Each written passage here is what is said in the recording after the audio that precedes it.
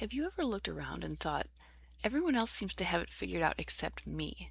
Or, I wish I had what she has. In today's episode, we're talking about why comparison can keep us stuck and how to refocus on the life you want. If you're tired of feeling stuck in life and doubting yourself and want simple steps to stop overthinking, gain clarity, and start living your dream, you're in the right place. Hi, I'm Sarah Tyke, a midlife mom, chronic overthinker, and your dream activator. I learned the secret of how to overcome self-doubt and stop overthinking. Take small, practical steps to create the life you dream of. If you're ready to see the possibilities, transform your mindset, and take the first step forward, grab a pen and a journal and meet me in the Dream Lab. Hello, welcome to Reinventing Life After 40. I'm your host, Sarah Tyke, and before we get started today, I just want to remind everyone that we do have a Facebook group that you can join. It's called Goal Setting for Overthinkers. And if you go to Facebook groups, you can search for that name, or you can search for Reinventing Life After 40. Each of them should bring up the group. It's a private group, so when you sign up, there'll be a few membership questions to answer. So if you answer those, then you can get into the group. It's just a small group. We get together, discuss maybe things that we're overthinking, goals we want to achieve, kind of help support each other to get those goals accomplished.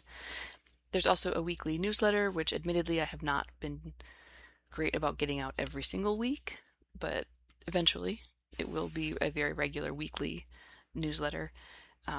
You can go and sign up at sarahtyke.com/newsletter, and I'll just have weekly encouragement, goal setting tips. If there's any journals, checklists, guides, anything that you guys might want me to make for you, if that would be helpful, I will see about getting those created and sent out in newsletters as just freebies for the subscribers. So you can go to sarahtyke.com. I've rearranged the website a little bit so there's not a direct link like on the homepage to the newsletter. I think if you go to the resources pages, it might be there. Otherwise, just go to sarahtyke.com/newsletter to sign up for it. And then you can obviously go to Facebook groups and search for the groups there. I think there is a link to the group on my homepage. So you can find both of those things fairly easily. If you can't, you can DM me at Facebook or send me an email at hello@sarahtyke.com and I will try to figure it out. Okay, today we are talking about the comparison trap and how we love to compare ourselves to other people and their successes, and we measure ourselves against other people, most often without even knowing anything about them or their backstory or how they got to where they're going. And this happens to me a lot as I'm starting out being a podcaster. I look at other people who have had success and they're, huge audiences. They've monetized courses or they've written books. They've done all these things. They're super successful. And I look at them and think, I don't think I can ever get there. But then what I don't realize is until they've mentioned it, because they've heard this story, they hear a lot of people saying, well, you're just this huge overnight success. And they're like, overnight? I've been at this for like 10 years. There's nothing overnight about it. They just, all we see at the end is kind of their success because now they have the reach and the quote unquote fame. That's when you kind of start to see the people. Like, I have not been following them since their very beginning. I only found out about them when they were bigger and they had the big audiences. So I don't really know what they went through to get there until, they will share their personal stories of what they actually went through. And it's very much what all of us go through when we're starting out on an adventure. There's failures and there's setbacks and there's discouragement and there's the despair wanting to give up, but they keep going through it. And then over, again, sometimes, 10 years or more, they find their success. So when we're comparing ourselves to people, it's not, I don't know if it's ever really a fair comparison. It usually is not. So also the problem that I have and I think maybe some of you might have as well, is this whole age thing, because we're in our 40s now. And a lot of times I will look at these, even these same people who have these successes as, podcasters or your radio hosts or whatever, and they're also in their 40s. And like, okay, well, they're successful. They've had 10 years to do it. They started, in their 20s and 30s, and now they're successful. So what am I going to do? I'm starting in my 40s, and it just makes me feel like I'm behind. So again, I'm comparing myself in an age manner. Like, there's no way I could have that sort of success because it took them 10 or 15 years to get there. Well, I'm already 46, so it seems absurd when I say it, because I'm like, so what? In 10 years, my life is over? Like, do I just give up and die right now because I'm 46? Like, that's ridiculous. But that's the kind of thought process that we go through in these comparison mindsets. And that is really what then keeps us stuck, because we just think, well, too old, can't do it. I guess I'm in my 40s. Life's over. I may as well just crawl into the grave and die. And it's, again, isn't that kind of absurd to think that you're in your 40s? Like, so what? So it takes you 10 years. So then you become a multimillionaire success when you're 50 or 55? Okay, that's a pretty good deal, I think. I'll take that.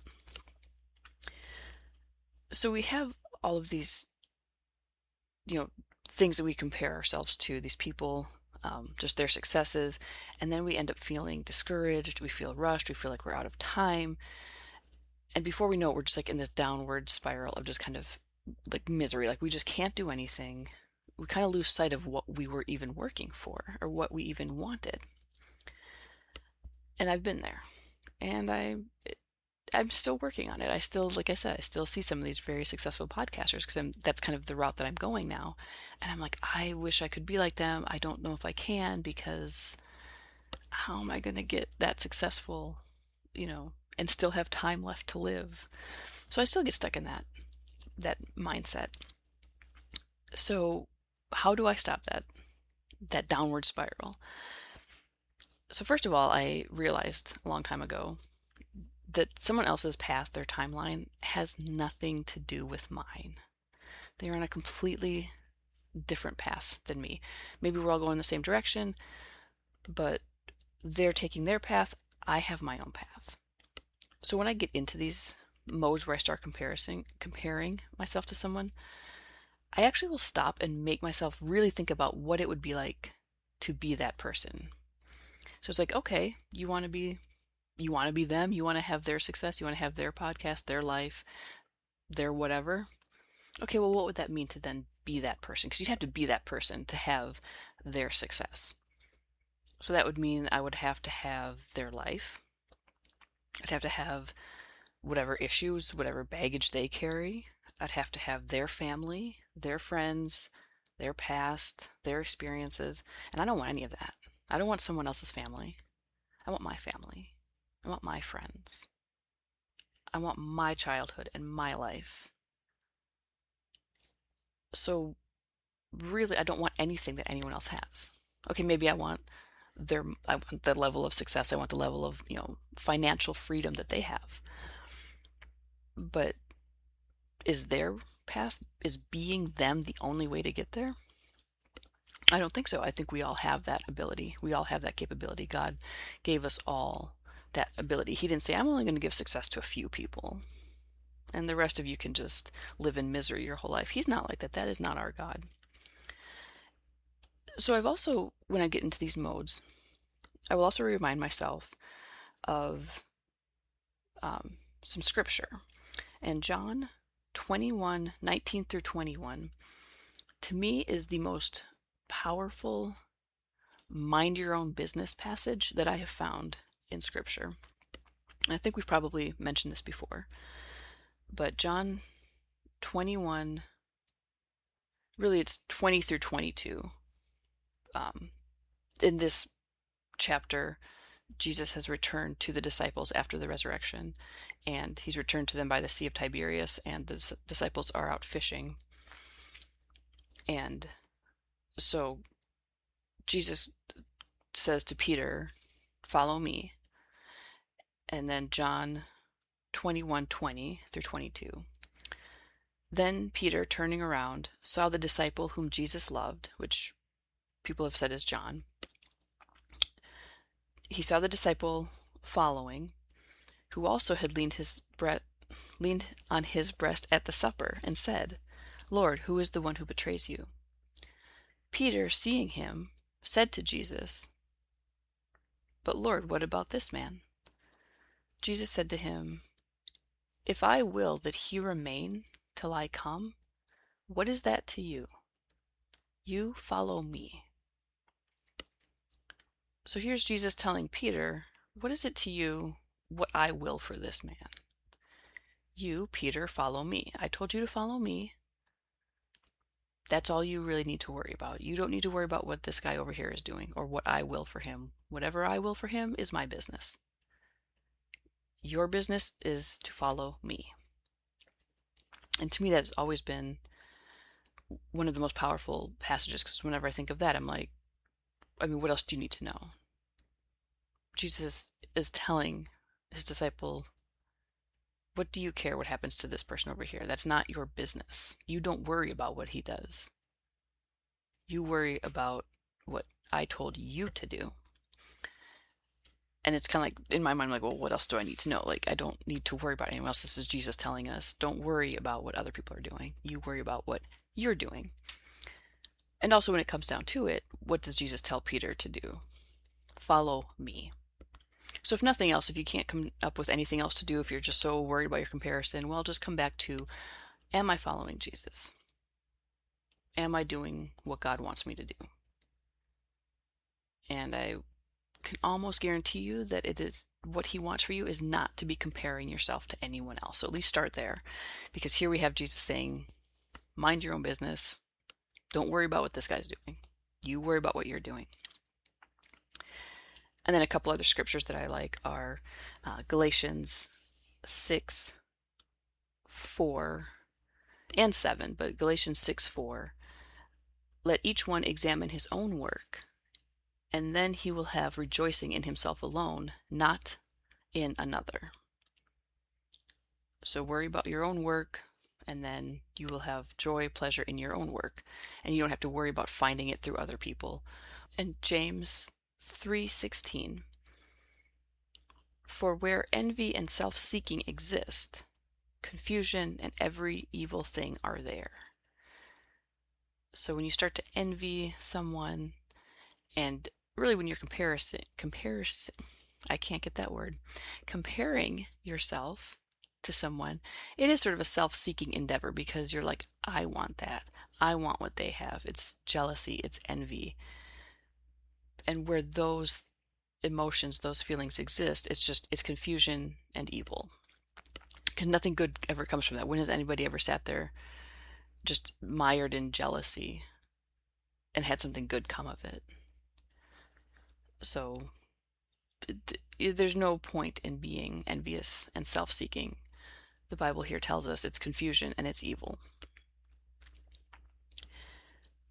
Philippians 2, 3 and 4. Let nothing be done through selfish ambition or conceit, but in lowliness of mind, let each esteem others better than himself. Let each of you look out not only for his own interests, but also for the interests of others. So we are taught to value other people and to basically lift them up and put their interests above our own. And if you're stuck envying somebody or being jealous of them, you're not going to be able to help elevate them and to celebrate their successes and to uplift them, because you're too worried about what they're doing and why you can't get there. And again, that envy of just sort of like, I want what she has and why can't I do that? And just thinking that, I think very often that also happens is that you start to think that they must have done something maybe untoward to get to where they are. And you just kind of start getting into these weird feelings, and you can't uplift someone if you are jealous of them. So again, we are taught to love one another as ourselves.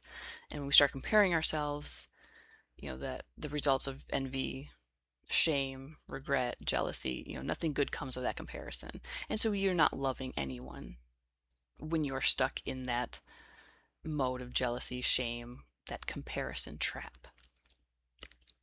Okay, point one, comparison steals clarity. So when you're focusing on what everyone else is doing, you can't focus on what you want to do. You can't focus on your path if you're too busy looking at everybody else's path. And if you guys have ever done the workout P90X, it's, you know, from a long time ago, 2000s, I think. So Tony Horton is the personal trainer. He's the guy that created it. And one thing that has always stuck with me all these years is when they're, I don't remember which workout it is, but you're doing something, I don't know if it's the plyometrics or some weightlifting one. But he says, don't worry about what we're doing, worry about what you're doing. And yeah, it was just a simple statement about, with weightlifting, like, hey, don't worry that over here, the people in the crew in the video, they're lifting, 25, 30, 40 pounds or whatever. If you can only do 10, then you do 10. You don't worry about what they're doing. You worry about what you're doing. It was just a very simple statement, but it has stuck with me for so long, and I apply it to almost every area of my life. Don't worry about what other people are doing. Worry about what you're doing. So ask yourself, if nobody knew about your goal, would you still want it? Or are you trying to accomplish something because somebody else has it? You see that this person has the big house, the certain job, the this or the that. And so now you've said that that's what you want too.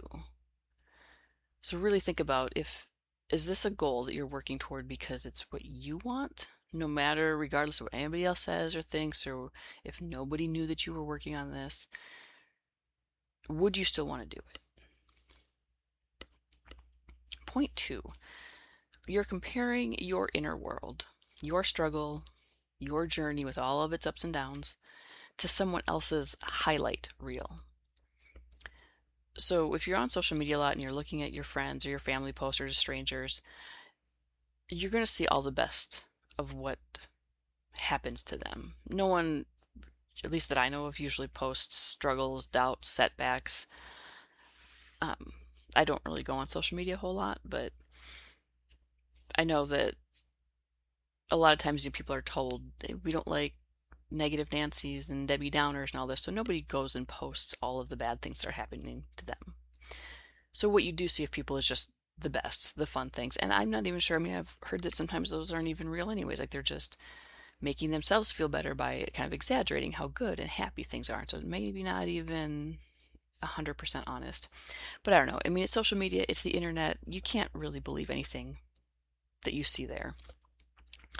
Or with a grain of salt, a huge grain of salt anyway. So just remember that what you're seeing on social media is probably a very curated, very specific version of someone else's reality. They have all the same ups and downs and setbacks that you do. They just don't show them. So you don't get to see them. So you don't know about them.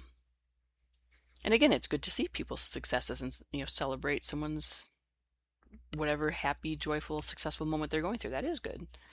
But just remember that they are human too, just like you. They are going to have their downs as well. They just don't usually post them on the internet. Point three, your path is allowed and even supposed to look different. So everyone has different priorities and everyone has a different timeline. God puts you on your own path. In Jeremiah 1, 4 and 5, it says, the word of the Lord came to me saying, before I formed you in the womb, I knew you. Before you were born, I sanctified you. And then he goes on to tell Jeremiah, I ordained you a prophet to the nations. But here's the Lord telling Jeremiah that he knew him in the womb before he was born. So God knows us before we were born. And again, you can apply this, I think, to everyone, not just the one person that he's talking to in the Bible, because, the Bible's a lesson for all of us. It's a lesson plan. So God knew us before he created us. He had it planned out. He knows the end from the beginning. So he already has a plan for you. So whatever plan or whatever path you're on is the right one if you're following God. If sometimes you do have to ask for him to guide you and direct you and put you back onto that path, get you realigned. We all kind of need a little bit of help with that sometimes. But it's not going to look the same as this person over here. And that's how it's supposed to be. You're not meant to be a carbon copy of anyone else.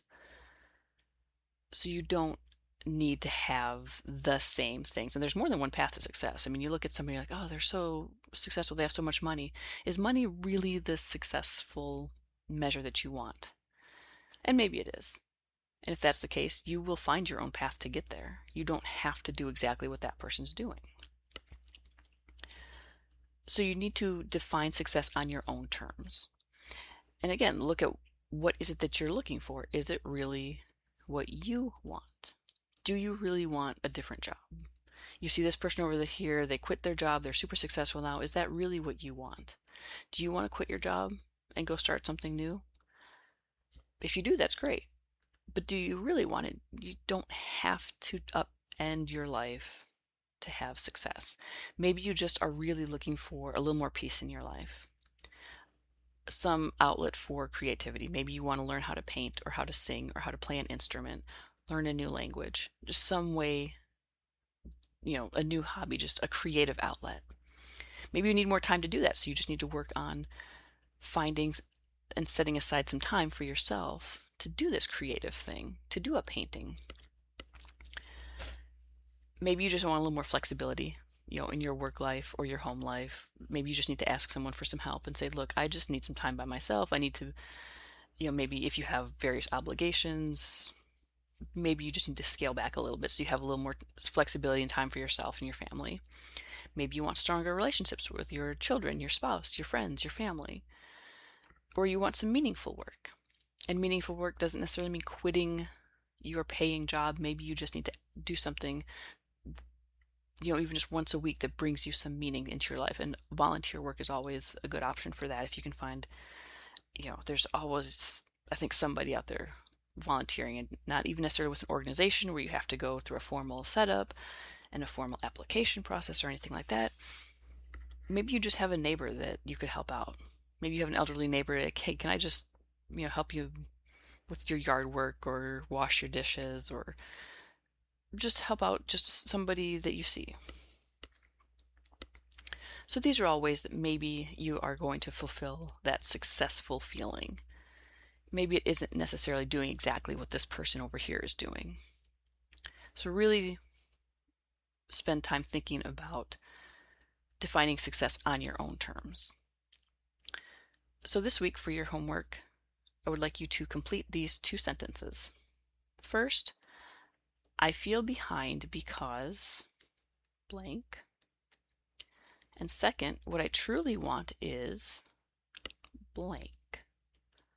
And notice whether these answers actually align. So for me, I might say something like, I feel behind because I see other people my age with their own successful businesses. And what I truly want is financial freedom and independence. And I want a meaningful job or to be able to do meaningful work. So I would look at those answers and I would say, does wanting to do meaningful work and have financial freedom, does that have anything to do with my age? Because I feel behind because everybody else is doing it. Everybody else has their job already. They're already successful in their 40s. So does that mean that I can't be successful now because I'm 40, 46? That doesn't really line up. They're kind of 2 different things. So I really want my financial freedom and meaningful work. And I feel like I can't have that because essentially I'm 46 years old. And that doesn't really make sense when you think about it. Because I can still be successful. I mean, it also says in the Bible that God says, I am God. Is there anything that's too hard for me? If I'm following God's path, He can make me successful really whenever He wants. And again, even if it took me 10 or 15 years to get to the place of some of these other successful people that I watch, that would put me at like 55 years old, maybe 60. And then what? That's not bad, right? I don't think. I mean, to me, 60 years old isn't that old. I hope it's not that old. I mean, my son's going to be graduating high school when I'm 60 years old, so I better be around for a while after that. So really, this idea of age and success, it doesn't really match up. So I have to kind of figure, maybe I'm not, which of those statements is kind of, out of alignment here. What you truly want is probably where you want to focus, and you feel behind because probably not really a very solid foundation for feeling behind. So kind of look at those two statements. I feel behind because, and what I truly want is, and then see kind of if there's a discrepancy and if one really affects the other. And a couple reflection questions for you. Whose expectations am I trying to live up to? Are they yours or are they somebody else's? And what would I choose if I trusted my own path and my own timeline? So if you didn't have to worry about being too old or not having enough money or not having enough time or not having enough of this or that or the other, what would you choose to do? All right, guys, that's all I got for you today. Our quick recap here. 1, comparison disconnects us from our own goals. 2, social media doesn't tell the whole story. 3, your life doesn't need to look like anyone else's to be meaningful. Remember, God made you. He put you on this path. He knows you. That is really all that matters. You follow God. All right, guys, if you found this podcast useful at all, please share it with a friend. Please let me know too, because I would love to know that I'm actually being useful here. This is kind of my meaningful work right now, is doing these podcasts and hopefully bringing you some sort of value. I would love to hear it in email, or there's a contact form on the website. Join the Facebook group, DM me over there. I'd love to know if this is actually helping you guys, because that would make me feel very good, very needed, very useful. And again, if you're enjoying the podcast, subscribe to it. You can leave reviews, ratings. That all helps with the success with the algorithms for the podcast. So thank you guys for listening, and I will talk to you next week. Bye. Hi, friend. I hope you enjoyed today's episode.